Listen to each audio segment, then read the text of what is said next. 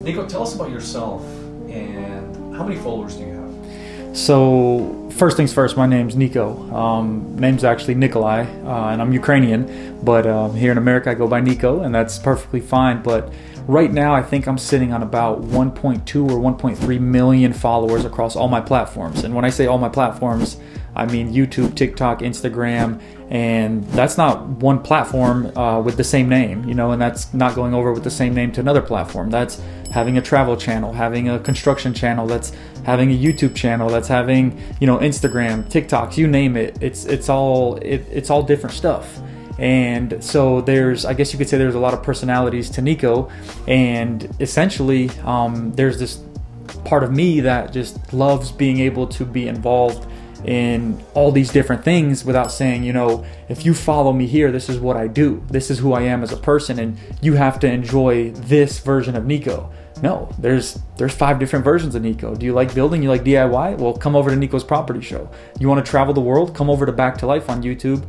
Do you want to follow me on Instagram daily? Come over, check out Nikotjr. Do you want to watch my TikTok? Check out Nikotjr. Like, there's different versions of Nico, and I think that makes, content awesome. And that's what's cool about, having all these different followers. Why should someone create content? Why should someone create content is a very good question. And I think the answer, especially in 2021, is in itself. I mean, think about the careers. Think about the changed lives to this point. Think about anybody that owns a media company. Think about anybody that has, aspirations to grow something. I mean, during all of these different things, you're saying, why should I create content? Well, you're educating, you're inspiring, you're entertaining. You're not just this person out there that, once you get off of that TikTok account, all of a sudden you don't exist. You're not just this, you're not in the, what is the new world called? The meta world, or the Facebook thing. Like, we're not just in this, NFT world, and then as soon as we turn off our phones, we disappear. No, we still live off of that. But while you're alive, you can educate, inspire, entertain someone. You can be all these things you've always dreamed without having to be this like Mark Wahlberg or, Dwayne "The Rock" Johnson. Like, you don't have to be this famous actor to get on your phone, create a video, and create an audience. So the question is, why not create content? Why not create a new career? Why not have a side hustle where you can start earning, revenue and being able to exist within a community that you truly created? So my question right back at the viewer is, why not create content? Why should an entrepreneur or a small business create content? Growth. You want to grow, you want to get into your community, guess what? It's a click of a button. They always say, word of mouth is the best way to get better business. Well, guess what? Being online is word of mouth through a click of a button. You want the link? Guess what? I'll send it to you. Hey, you got to check out these people. I just found them. This company's amazing. They do awesome work. Send me their link.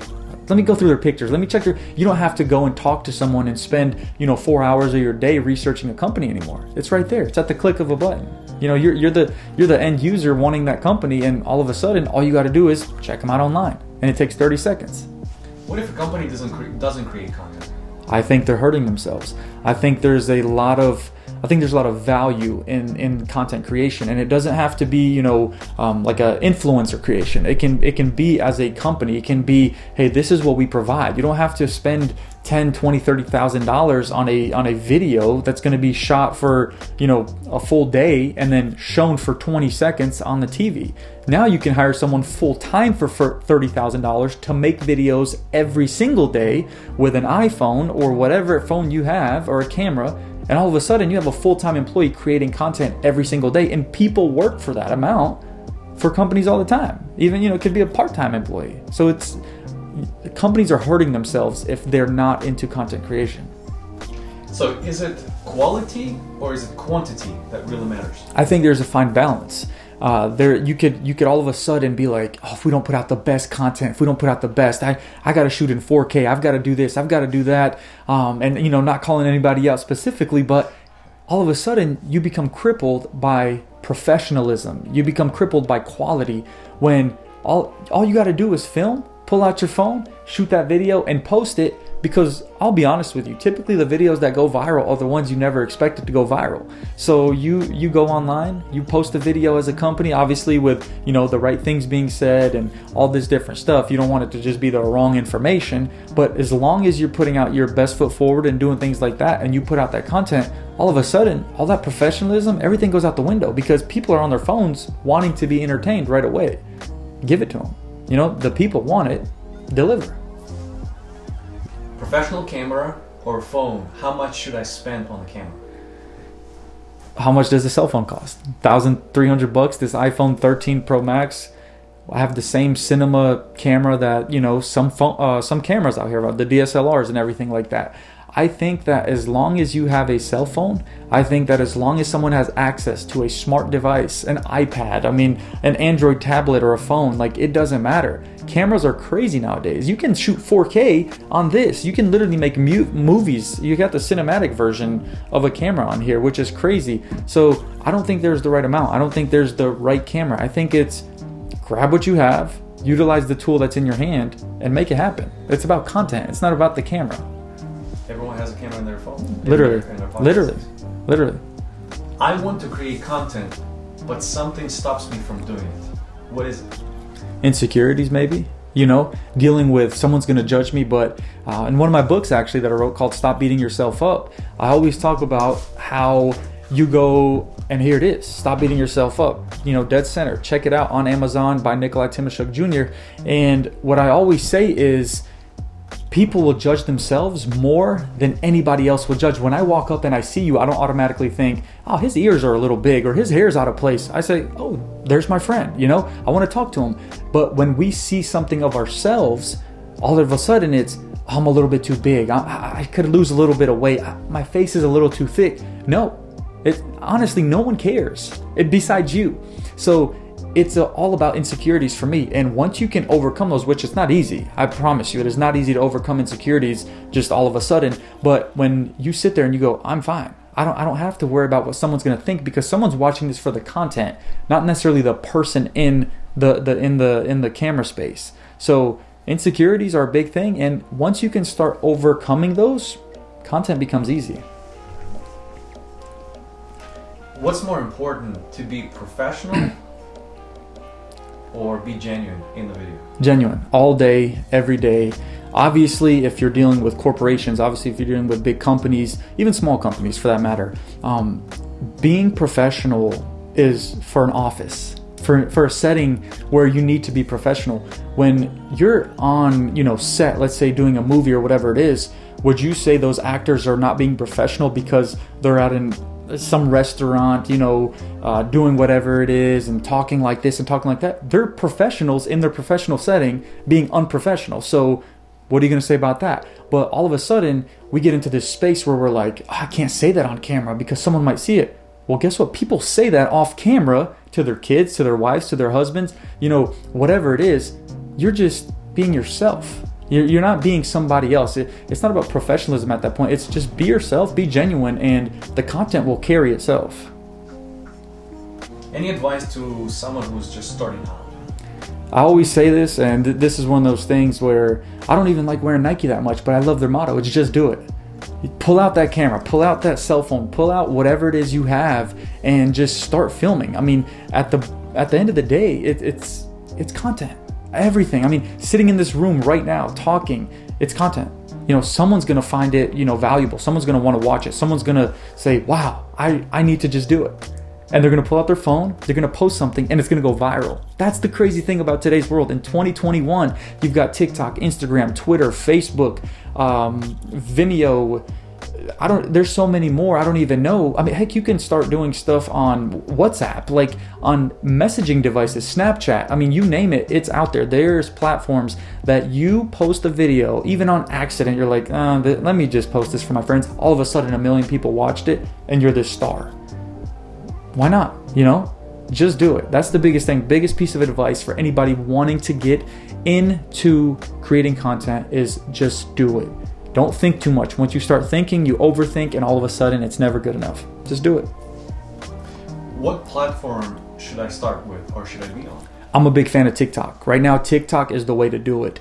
It's honest people. It's people watching from home. It's people, not robots, not the bots you see just throwing crazy comments on Instagram right away. You post something and there's nothing but bots. I mean, you've got the genuine, just real people sitting on TikTok waiting for that education, that inspiration.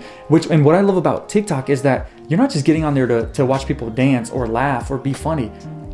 You can learn how to build a house on there. I've learned some life hacks on TikTok that have absolutely blown my mind. I mean, unreal amount of life hacks, things that you're just like, who would have thought of that? And then someone put it on TikTok and it reached the audience that's genuine, that real audience of, hey, I want authenticity. I want them to truly teach me something. So TikTok right now in 2021, going into 2022 is something that's important. If you want to build a brand, a company, even your own personal brand, like as a human, like, hey, my name's Nico. I'm going to do Nico's, whatever, speeches, talks, whatever it is. All of a sudden, you're creating content that may or may not go viral. And in a year, you could be living a completely different lifestyle. So it's TikTok for me. Tell us about your experience of creating content. So my experience would be, best way to describe it is a roller coaster. It's unreal. One day you're here, you've got all kinds of views coming in, comments coming in, and then one day you're at the bottom and you're like, a couple likes today? What happened? What's not interesting enough? What's not educational enough? What's not inspiring enough? And you start to question yourself. Well, maybe I'm not good enough. Well, did you forget that 3 days ago you had a video go viral and get 100,000 views or 1 million views? And all of a sudden you start comparing yourself. And there's one thing that I will say is when you're in content, you've got to make sure that your experience is streamlined. You're there to create content. You're not there to consume it. You've got to be a content creator, not a content consumer. And I wrote about that in my book as well, because if you find yourself consuming, you're going to start comparing yourself to the millions of views that you're watching. And when you compare yourself to the millions of views that you're watching, it becomes hurtful and it becomes distasteful. And you're all of a sudden going, why is that person better than me? And comparison is the thief of joy. That will pull up on you in an instant, and all of a sudden, well, why is his media company better? Or why is that guy so much cooler? I can dance just like he can, or I can sing just like that person can. But that's not what it's about. It's about knowing what you're doing. It's about staying in your lane. It's about driving your car and delivering whatever that is to the end user, which is, anybody who's watching your videos. So long story short, my experience is making sure that roller coaster doesn't get so stuck in our heads of like, I'm not good enough. And then all of a sudden we start believing it because of content. That's the crazy part. You mentioned a little bit about the challenges you faced, but tell us more about the challenges. So first for me, the first big account I started was Back to Life, back to number 2 life. And it's, traveling the world.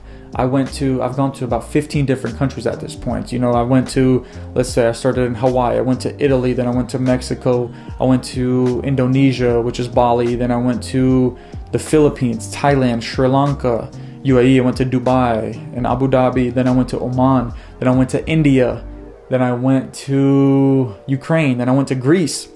And at the end of the day, you got to think, I'm in a new country, I may or may not speak the language, and I'm filming it, then I got to edit it, then I got to post it, and I still have to live life. I've got to wake up, I got to eat breakfast, I got to shower, I've got to do the real people, human things that we do as humans. But there's this other side of, the consumer side that's saying, hey, you told us you're making videos. Where are these videos at? I need these.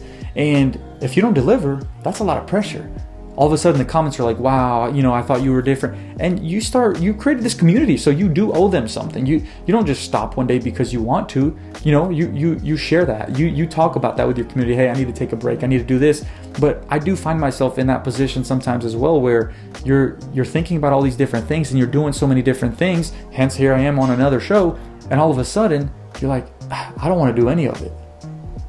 And what kind of experience is that for you and your end user, which is your consumer, whoever's watching your videos, all the fans, all the supporters, everybody's creating families through these communities. Well, how would your parents feel if you let them down? How would your brother or sister feel if you let them down? The same thing when it comes to content, and all of a sudden you lose sight of why you started doing what you were doing. So my entire thing of challenges with, creating content is, one, keep that motto of just do it. Post what you have. if the viewers don't want to watch it, they won't. It's not a knock on you. It may be not what they're looking for that day. And then don't let comparison steal your joy on a daily basis. And then at the end of the day, do what you want to do. Follow trends every now and then, get that boost in views, but be you, be authentic. Post what you want to post. Don't post something because of likes. Don't post something because all of a sudden that's what makes you popular. No, do what's making you happy, and there's an audience out there. As long as you present it in the right way, they will consume that message. They want to. People want in this world. We live in a consumer world, first of all. Create the right content, people will consume it. Is it important for us as human beings to connect with each other? Absolutely. I think that in this world, the one thing that makes it go around is human connection. If everybody went right now at this moment, on this second, in their closets and closed the door and everybody disappeared, we'd feel empty. We'd just say, whoa, where'd everybody go? This doesn't feel right. It's too quiet. But when there's human interaction, there's human connection, content is what brings us together, right? That click of a button, all of a sudden, wow, I was in Ukraine with Nico.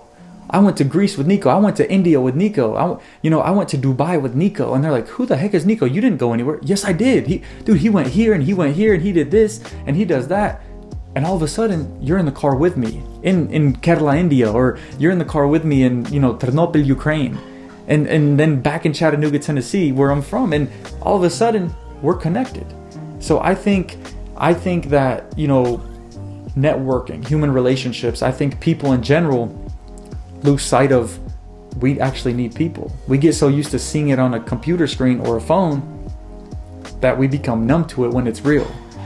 But the biggest piece of advice would be is for people to continue those interpersonal relationships, those real relationships, talking to people, connecting with people, making sure that you feel real people. You don't just see them on a screen and then you sign off and you go to sleep, because humans are what make humans continue evolving, right? Humans make other humans.